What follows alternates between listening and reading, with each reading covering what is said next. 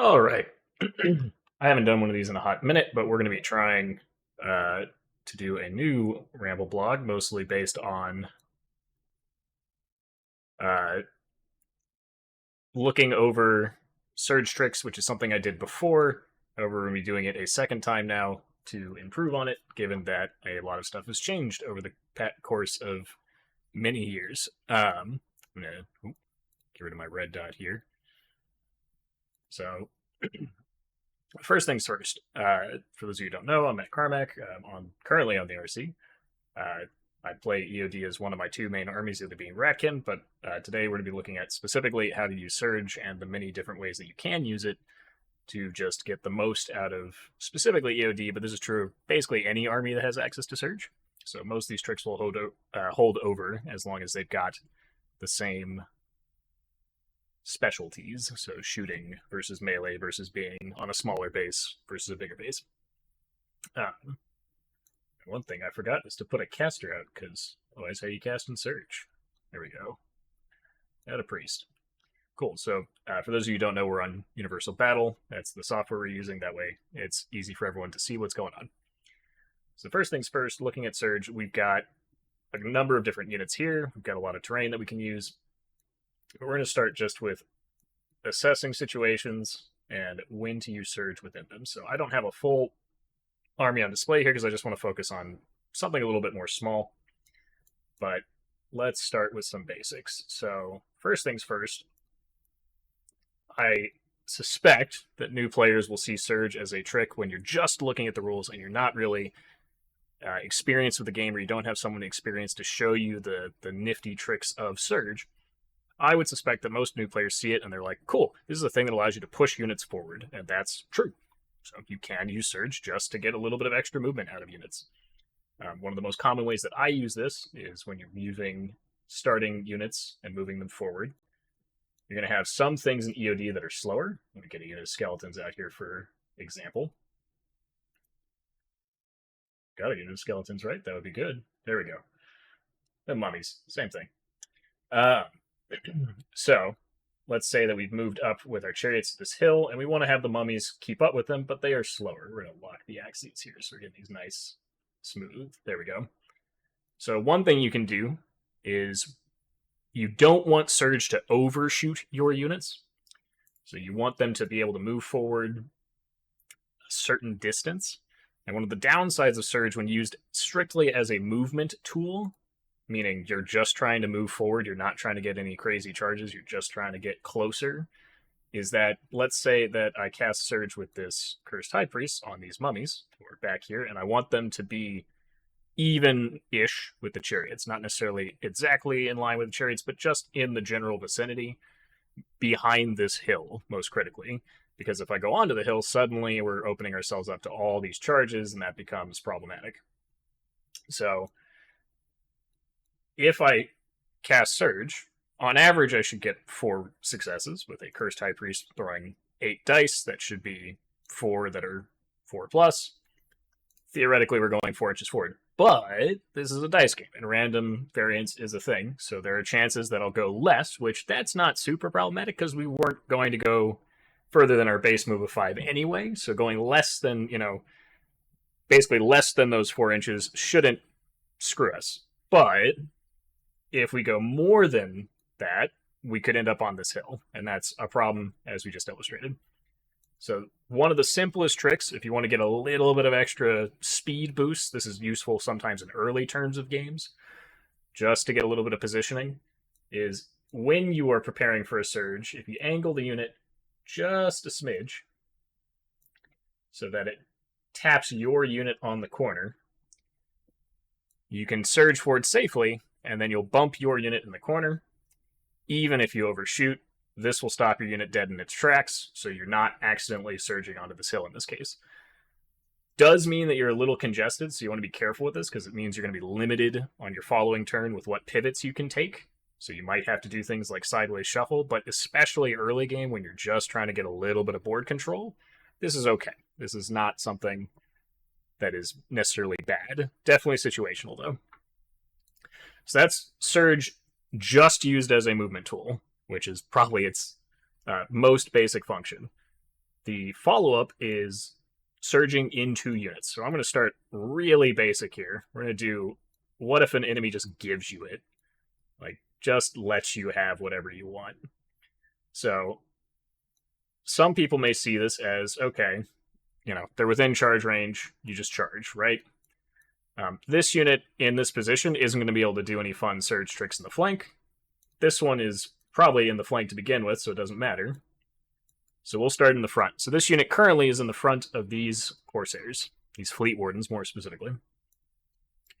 We can turn this into a flank very easily now with Surge, which is what we do is we pivot. We may not even want to fully pivot here, but I think we're going to want to. We move forward our 8 inches. Show that here. Come on, go 8. I believe in you. Yeah, 7.9 is close enough. So we move forward aggressively. That's going to put us within, it looks like, should be able to even check these now, I believe. Shows that. They added this update to UV and I haven't seen it since. Let's draw marks. Position marker. Nah, don't want that. No.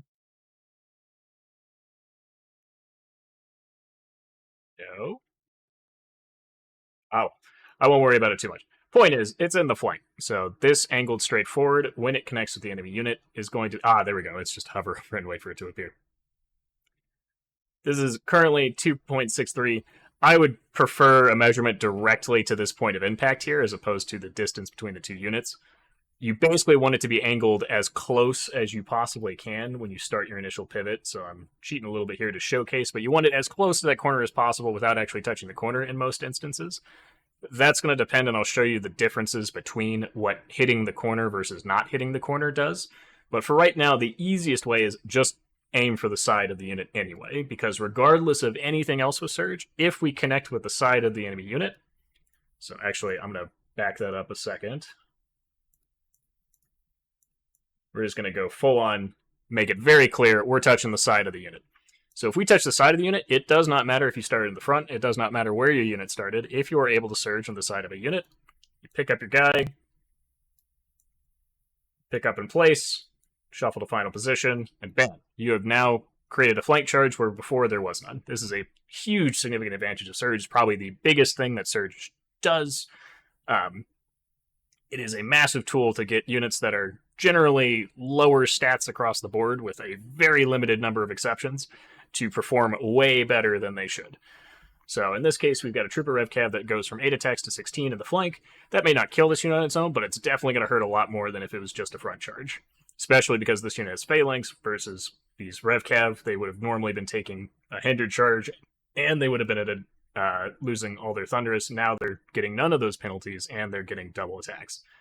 So especially with Cav and dealing with things like Ensnare and Phalanx, Surge is an incredibly powerful tool just to negate that. And this is just its most basic function, is just getting two flanks, getting flank charges. There are slight differences in terms of hitting a corner versus angling for the side in general. So let's say we have something that's far closer to the front. Like in this case, I'm using this new Bone Giant for EOD. So let's say we move this Bone Giant up, and we get to just outside of the 1 inch from the enemy unit. Currently, if we hit the corner, because we would have to pivot slightly to hit it, in this case, we're already past the flank. Go figure. Probably used the old 50 mil Bone Giants, but if we move forward, and we're like here, we are currently still in the front facing, because the angle of the enemy unit puts us in the front. So if we are hitting the corner here, that's a front surge. So we would be hitting the corner, we pick up and we place here. We don't want that, and we don't have to do that. That is the nice thing about Surge. In this case, rather than aim for the front, we just aim for literally any spot on the side of this unit. And here it's going to look like that. So you're looking about halfway down the unit. You can probably get a really tight angle there. UB is unfortunately not super perfect for this. Yeah, we can see right here that we are technically past. So but that's what we're actually looking for. I guess it's the side of these lines in this case. So let's do it like this. There we go. The math basically is if you are past this point on the enemy unit, this parallel line here, if we are past that, then we can do whatever we want in terms of with this giant. So we can definitely make it to the flank. So with this surge, we're looking probably for a 4-inch surge.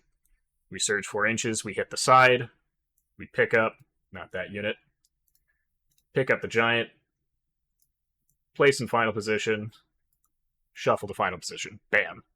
So that is how you can turn what looks to be a front charge into a flank charge, even in situations where you would normally assume that that is not possible. It's great. It's fantastic. It's a great way to get a lot of use out of these units. This is still on the base end, though. This is still just Surge 101. We're actually going to flip over to the defending side and say, well, how do you prevent this? How do I keep things from getting to my flank? And the short answer is, it's really hard.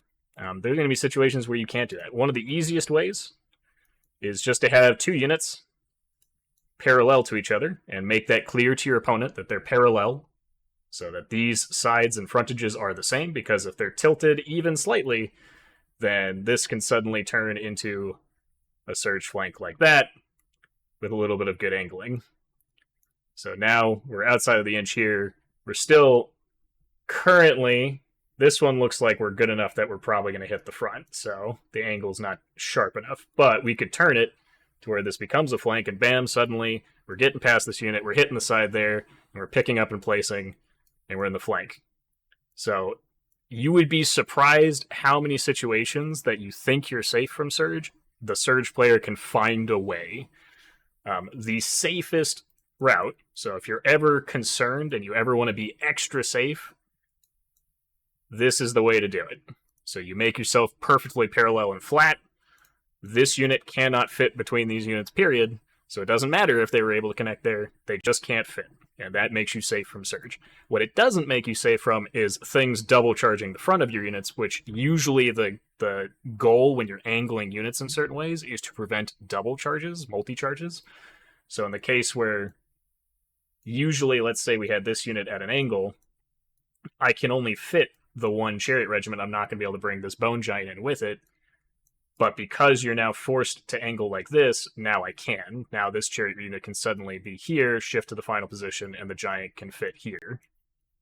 So you want to be a little careful with that. So sometimes it's worth risking a single surge somewhere and losing that unit, but trading more efficiently, because the game is about piece trading, versus taking a double front, or potentially multiple double fronts, depending on how expanded this frontage line that you've created is, to try and prevent a surge. The other way to do it, which is a lot harder in the moment and can take up a lot of your clock time if you're playing on clocks, is if these 2 lines. So most people, the thing about Surge is that people are used to, when they're playing against most armies, they're looking at these 2 lines. So I'm actually going to strip out the excess here. 12. Can I do? Hold on. Can I get the full thing? That'd be great. Can I get... No, I don't want wheels. Okay. I was hoping to get slightly better information there. Can I get arcs? Just arcs? Corners? 24-inch corners?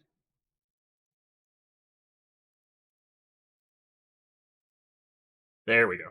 So most times when people are looking at units like this, they are just looking at these lines. They are not looking at the parallel lines in the front of their unit. They're looking at the arcs, because that's what matters for 90% of the armies in the game. When you're not playing with Surge, you don't care about anything that isn't past this arc. We know that everything currently in this army is in the front, so we're good, right? We're safe. We don't have to worry about it. But for Surge, that actually changes. So if we look at it this way, now we're worried about these 2 lines. So we're actually worried about these 2 parallel lines here, which are the sides of the unit, basically. So a line going straight as you can from the side of the unit down. Now, if this unit is past that line, there is some risk of a surge at some point. It doesn't even, like, it depends on the unit, but most units, depending on how far out, the exact math on it, if you want to get really specific, is slightly more than an inch past this laser line. So if the center point of this unit is 1 inch away from this line on this side of it, then technically, assuming the units are parallel, I move forward, I pivot ever so slightly, I'm touching the corner first. If I touch the corner and my center point is past this line now, suddenly I'm in the flank. So all you have to be is just over an inch past that parallel line to be able to turn this into a flank, assuming you're getting right up to that inch line. It is not a whole lot. But if they are less than that, then you're probably safe. So if this is like right on the center point almost, like this, I'm not going to be able to, with one pivot, make it so that I'm past their arc. So that's how you can keep stuff in the front even when Surge is a tool and you don't have something to cover your far flank. The worst case scenario is thinking that you're safe because something's very far away. If it's past this line, it can always make it to the flank because you can just aim for the side in the first place. So if this is all the way over here, it's very easy to get there. But again, the minimum amount required, the minimum distance to keep something, to get something in a flank when it starts in the front is specifically more than 1 inch past this parallel line to the center point. That's the actual math behind it. That's very mathy. I don't want new players to get so focused on that. Again, if you're worried, this is a very easy tactic to keep stuff pinned down. So you don't have to think in grandiose tactics. You don't have to really worry about how to measure out these very specific lines. This will work just fine when you're starting out. This is a really good tool. Experienced Surge players will also usually be happy to teach you things they can do. You're not going to really be able to ask someone in a tournament, hey, can you surge this in the flank? Usually when I'm asked that as an EOD player is more than likely, if it's true. Like I'll be able to usually have extra bases so I can show them how it's done.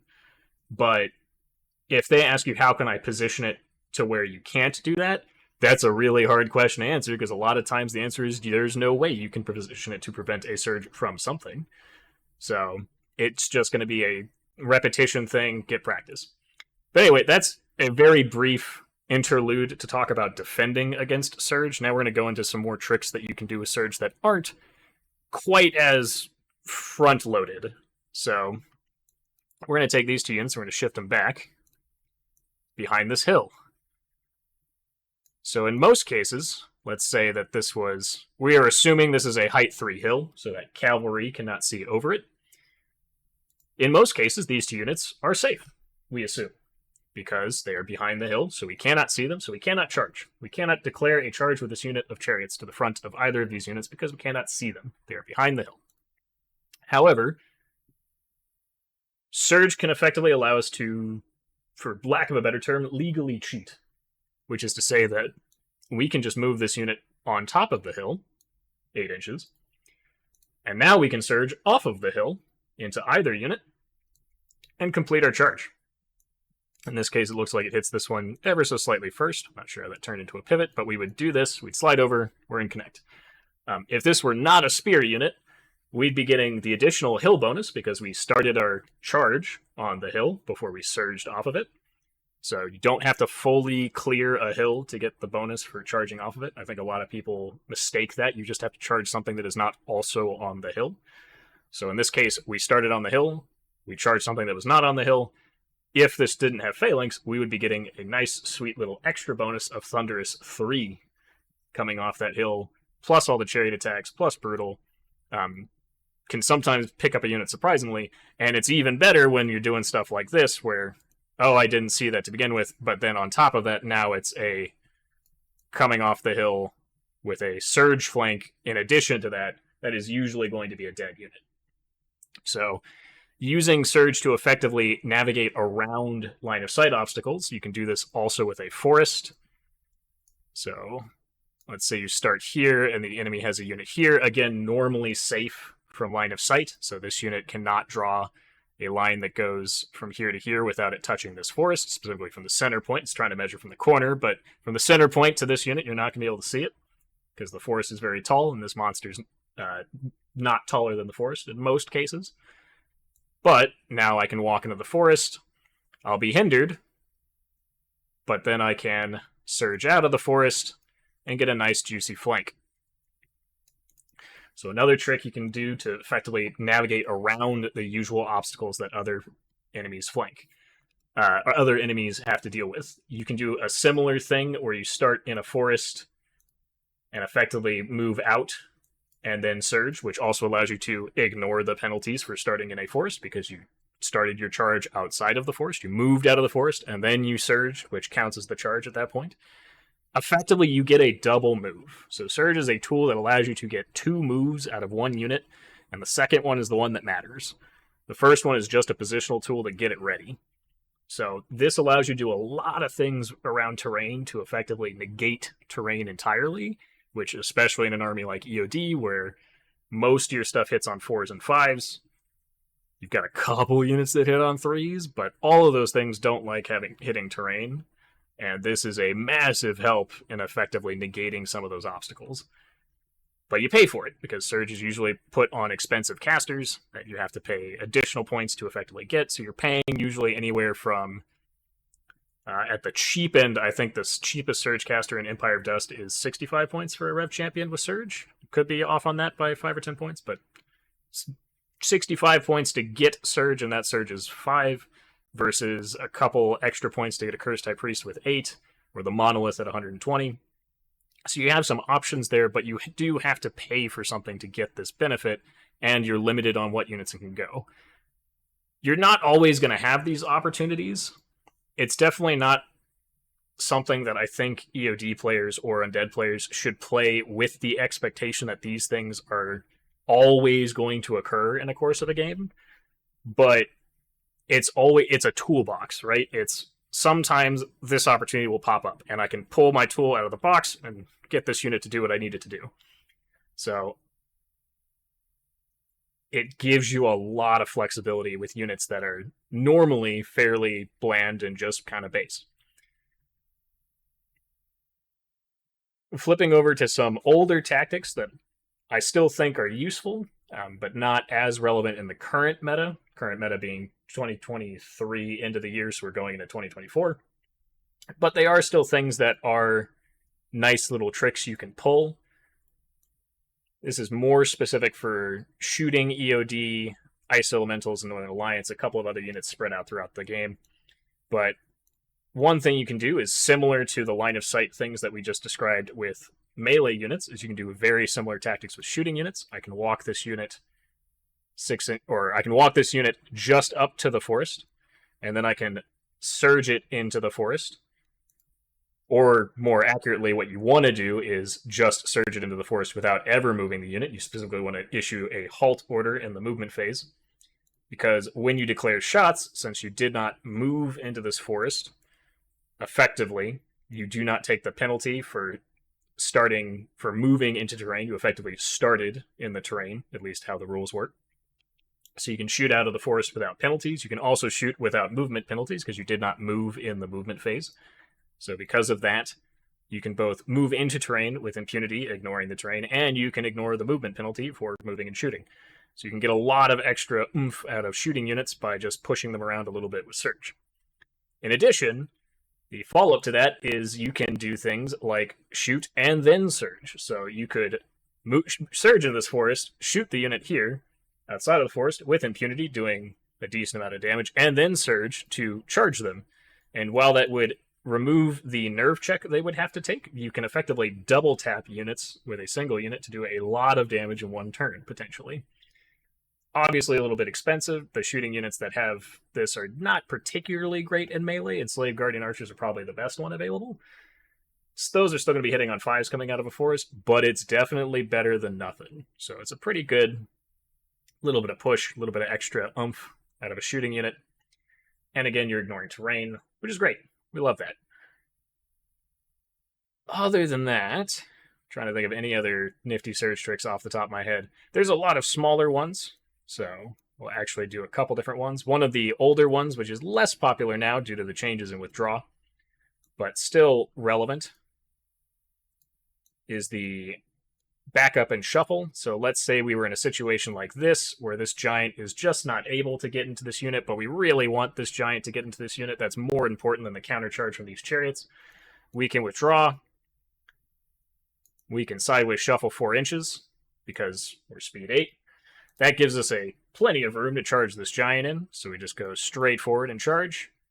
And we center up to where we were, because we're charging in alone, and then we can, in the shooting phase, surge the chariots back in. They will be at a -1 penalty because they withdrew, but they will now be able to participate in the combat without needing a multi-charge. Now, in this case, the giant's tall enough that you can just multi-charge anyway, so the chariots would slide over and the giant probably is able to fit, but there are a lot of situations where you won't be able to multi-charge for some reason, and this allows you to sneak another unit in.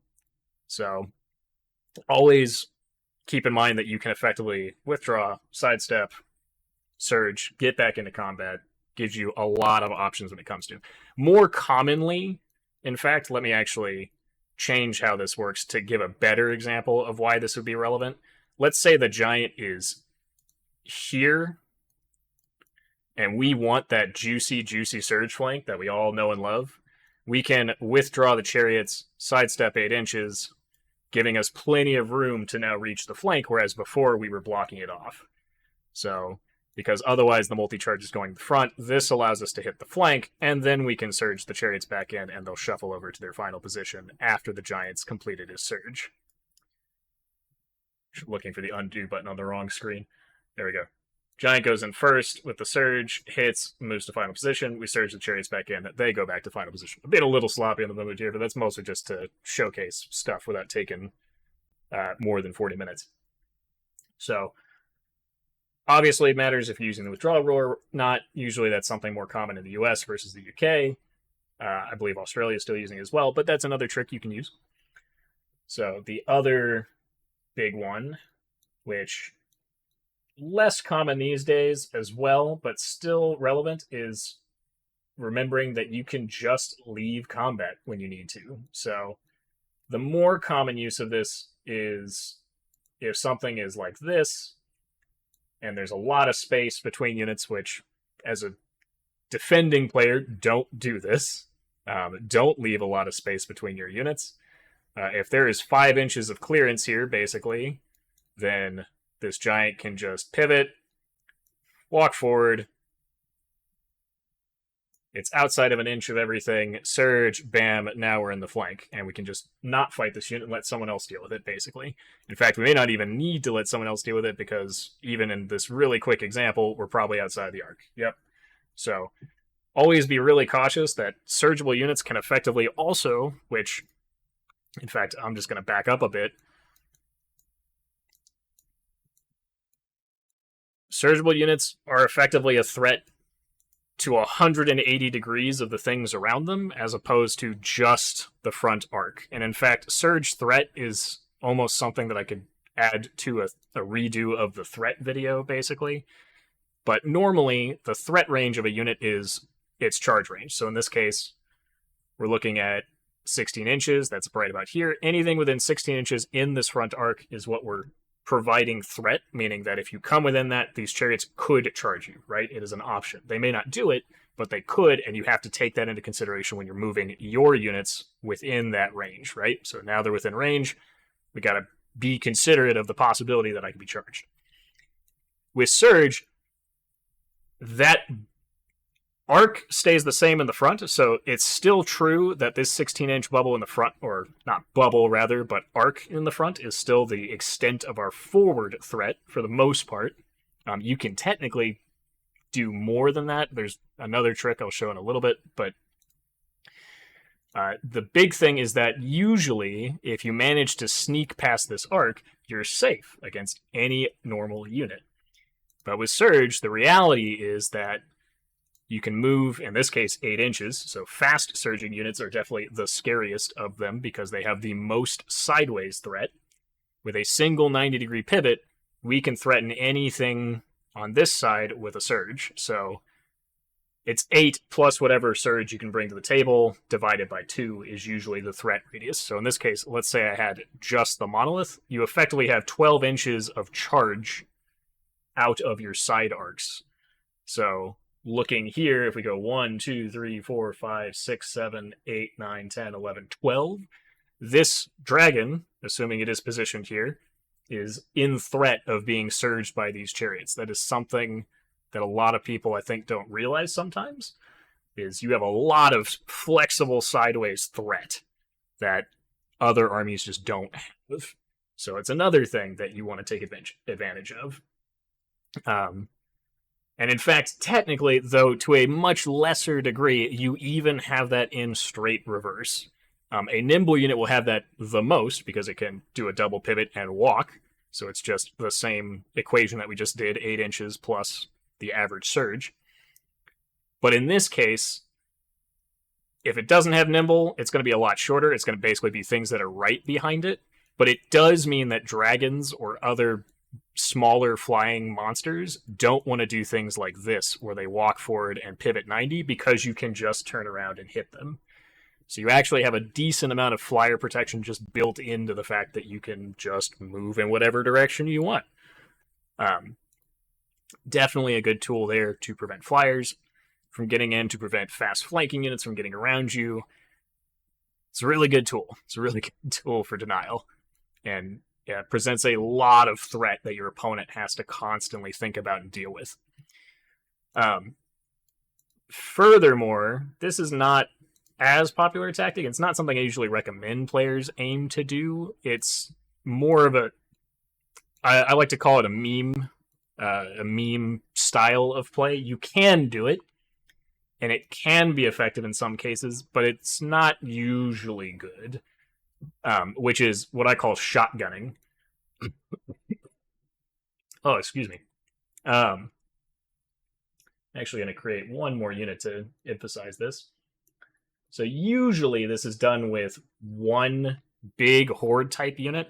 I see this done with a lot of zombies when it was in its heyday, which is you take a horde unit, you walk at its maximum movement, and then you have multiple instances of surge, usually 3 or more, and you basically try to make this unit, instead of going just a little bit further, you try to push it as far forward as possible in one turn. So at 12 inches, you need 24 surge on average, which is a decent chunk, and you got to have all that in range and angled and positioned in such a way that it can all get there. It's not always that common, but I have seen this done, and it is still a thing that you can do. But if you put a horde, sometimes enemies, when they're first deployed, are usually very clustered. They're very tightly knit, and sometimes break apart as the lines meet and things die and space opens up on the table. But early on, in the right position, a horde that hits the right unit can potentially block up half an opponent's army and stall them from moving a lot, because they have to either charge this to get rid of it, or they have to move around it, and you've got the 1-inch rule to prevent you from moving too close to it. So there's a lot of things that, in the right circumstances, this can be a very powerful move. I personally don't think it's that great. I think you run into problems where you're just spending a whole lot of points to delay for one turn, and I think there are more efficient ways to do that with more flexible options, so that you're not forcing yourself to do this as a gimmick. But you can. It's a tool. So we always like tools, and especially with EOD getting Scout now, that's possibly an easier to pull off tool. Who knows? Trying to think if there's anything else off the top of my head, because there are so many little tricks and tips. Smaller tricks that are not quite as crazy are just the standard charge stuff. So if you've got a unit here, and we don't want to have our unit hit this to where it goes in the forest, we can position a person so that when the surge hits, it doesn't go over into the forest.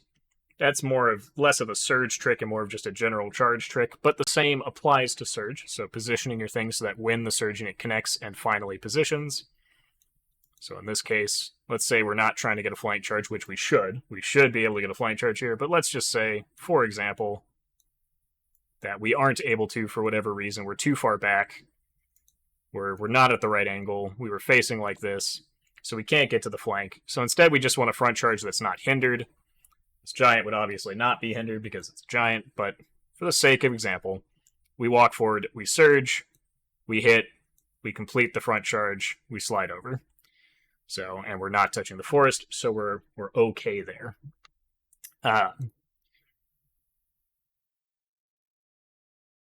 That about covers it, I think, for most of the tricks. I covered double tapping, I covered line of sight from hills, I covered sideways surging, I covered withdraw surging, I covered basic getting the angle surges, nimble surges. So nimble surges aren't super common because there aren't a whole lot of units that come with nimble base, meaning you usually have to buy it, or you have to have some very specific unit in play. Usually it's monsters as opposed to units. This is mostly a nimble withdraw thing, so if you don't play with withdraw, you can go ahead and skip this section of the video. But if you have nimble, let's say you withdraw and you sidestep your maximum 4 inches. Again, remembering all the rules that we just talked about, if you can get your center point past this line, a nimble pivot now puts us in the flank. So we can withdraw, sidestep, surge forward, and suddenly we go from a front charge to a, admittedly at a -1, but a flank charge, which in this case is just doubling our attack. So we absolutely want that. In this case, we probably don't have nimble because they have phalanx, but just providing examples of where this could be used. Nimble surges are, like this, are extremely uncommon from what I've seen, mostly just because there aren't a lot of units that have nimble. The only ones that come to mind that are specifically surgible units, most of them have flies, so when they get punched, they're going to lose that nimble. The Revenant Archer Cav, or it's not even Revenant, it's just Skeleton Archer Cav and Empire Dust have nimble, so they can pull this trick. They're actually speed 9 with it, so they are actually pretty good at it. They're just kind of a medium unit in general. Monsters can more commonly do it, but monsters also don't usually have to withdraw to do it if they have nimble. Let's say that this was a greater air elemental, and for some reason it was not disordered, which it by all rights should be, but you could sidestep and just pivot and be in the flank. Or just fly over and turn around and be in the rear, even worse. So, which, that is a thing to note. Surgible flyers. So surgible flyers throw an additional chunk onto this list. The big thing with surgible flyers that I think people sometimes get a little hung up on is they can still only move 10 inches. For the fast ones, for the ones that really are scary, which means that, yes, they can get double pivots, but with 10 inches, you have to fully clear a unit. So right here, we're not even clearing the unit. But the mistake not to make is don't come to a position where the unit with 10 inches of movement can get outside of an inch of yours, because then it can turn around like that with a double pivot and surge to your rear. That should be a no-brainer for most flying units, but with Surge, they don't need to take 2 turns to do it, so be very careful when approaching a Surging Dragon to make sure that you're covering your rear, either by positioning units so that it can't successfully land. So all you have to do is have a single unit back here that is too close for the dragon to land between the two, so in this case, 4 inches is pretty safe. If the dragon charges this unit just flat, we're probably okay with that. But it can't land here and do a double pivot and surge the rear. That's what we care about. That's what matters. Yeah, I think that's going to about wrap it up for Surge Tricks. I've gone on for about 40 minutes showcasing just a variety of different things you can do with it. This was brought up after reviewing my previous video and just seeing some of the things discussed and wanting to do one more specifically for Surge, and also covering more things you can do with it than I think I did in that video. So here's Surge Tricks as a Rambleblog. I might start picking up some more of these videos in the future as time goes on. I still plan to do a Rambleblog about the development of Twilightkin and talking about kind of how they came about and what the ideas behind some of those were. But at least for right now, this is just a fun little Redux for Surge, specifically to cover this topic. But yeah, until then, everyone have a fantastic rest of your evening, and I will see y'all next time.